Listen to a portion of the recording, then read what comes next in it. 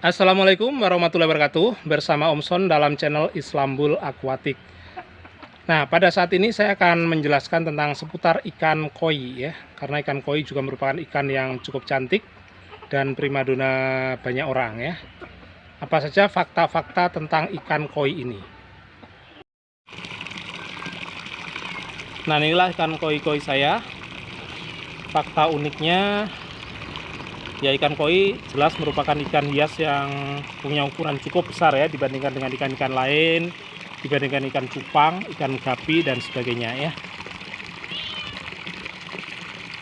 Nah, yang unik ikan-ikan koi ini bisa rakus makan ya. Jadi kalau saya kasih makan ya cukup rakus.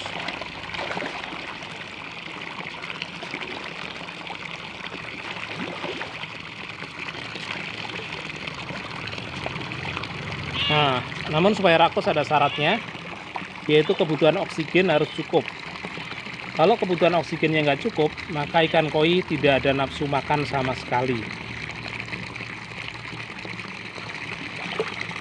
Ikan koi merupakan ikan yang cenderung butuh pancuran ya. Ini fakta kedua. Jadi fakta pertama atau fakta ketiga ini. Fakta pertama tadi merupakan ikan hias yang cukup besar.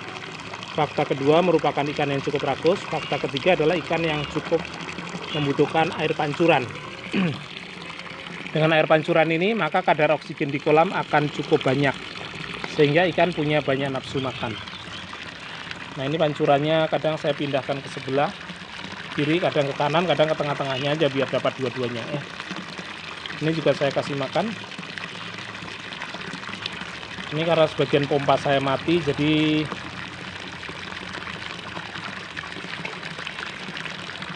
pancurannya saya gilir gitu. Yang keempat, ikan koi sebenarnya tidak membutuhkan air jernih. Yang dibutuhkan adalah air yang punya banyak kandungan oksigen. Apakah pasti butuh pancuran? Sebenarnya belum tentu. Kalau kolamnya sangat luas, misalnya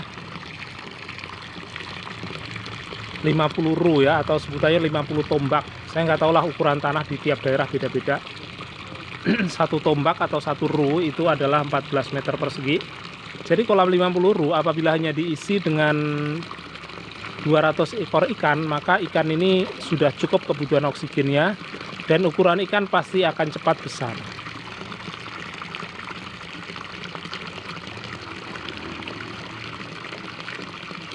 Fakta kelima, seberapa besar sih ukuran ikan koi paling besar? Umumnya yang paling besar ya sekitar 80 cm. Tapi ada juga yang sampai 1 meter lebih ya, bahkan 1,2.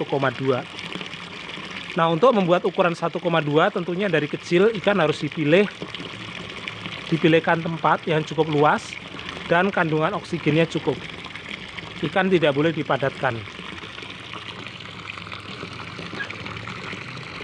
Yang keenam, ikan koi merupakan ikan yang membutuhkan banyak seleksi. Jadi kadang ada seleksi tahap 1, seleksi tahap 2, seleksi tahap 3, dan seterusnya.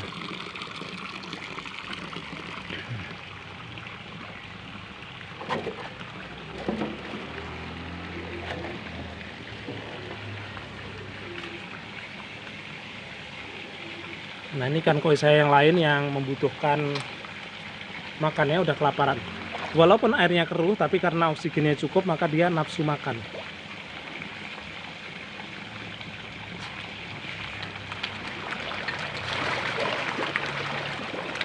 Ini sebagian ada ikan lelenya, karena awalnya ikan lele yang terluka.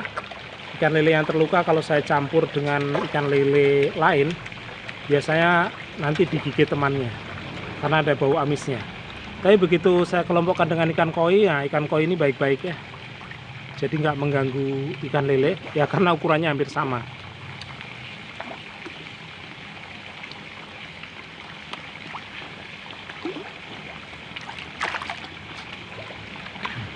Nah, seleksinya seperti apa sih? Kadang waktu kecil ya umur 1 bulan sudah diseleksi, nanti setelah 1 bulan berikutnya seleksi lagi gitu ya. Yang kedelapan adalah ikan koi punya anak yang cukup banyak ya. Sekali bertelur itu bisa 50.000 bahkan 100.000 menetas ya. Walaupun saya di sini prakteknya paling hanya sekitar 15.000 saya paling banyak ya, karena induk saya nggak begitu besar-besar.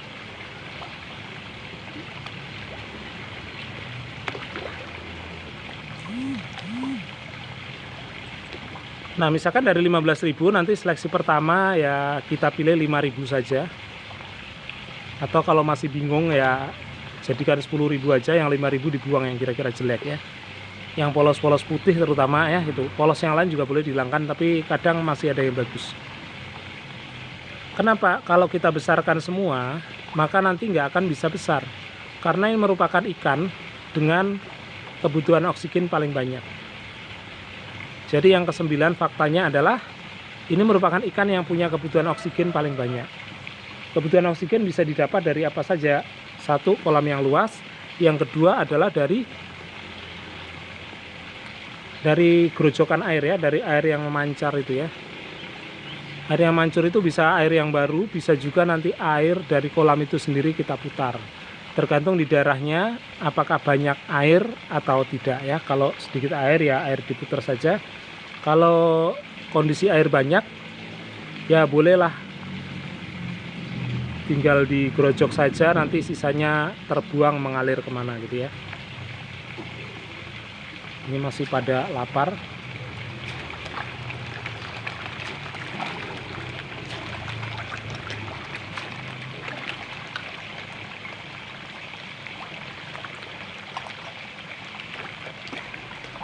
Yang sini tadi masih mau juga ya.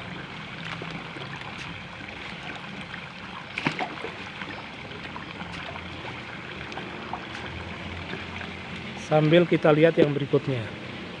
Masih ada satu kolam lagi. Ya maksudnya masih ada sih kolam-kolam yang lain. Walaupun saya bukan full peternak koi, saya memiliki berbagai jenis ikan, lebih dari 20 jenis ya. Tidak saya tujukan untuk hiasan, tapi hanya saya tujukan untuk ya kebutuhan uang aja.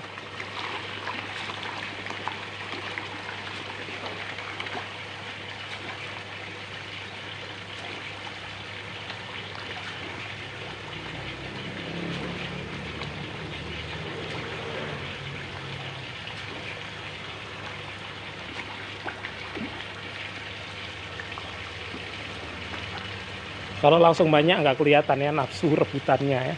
Tapi kalau dikit-dikit terus itu pasti akan kelihatan nafsunya.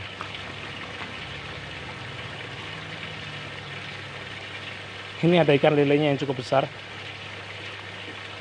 Ya syukurlah nggak mengganggu koi. Ya karena ikan lele kalau baru selesai saya kawinkan biasanya punya banyak luka. Dan itu kalau saya kembalikan ke kolam induk, dia akan digigit oleh teman-temannya sampai pada akhirnya mati ya gitu. Ya jadi biar menguntungkan kedua belah pihak, koinya juga nggak ada masalah kok, nggak keganggu, ikan lelenya juga bisa sembuh gitu.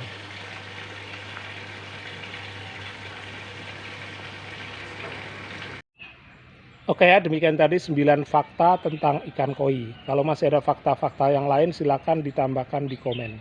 Sampai jumpa di video saya selanjutnya. Wassalamualaikum warahmatullahi wabarakatuh.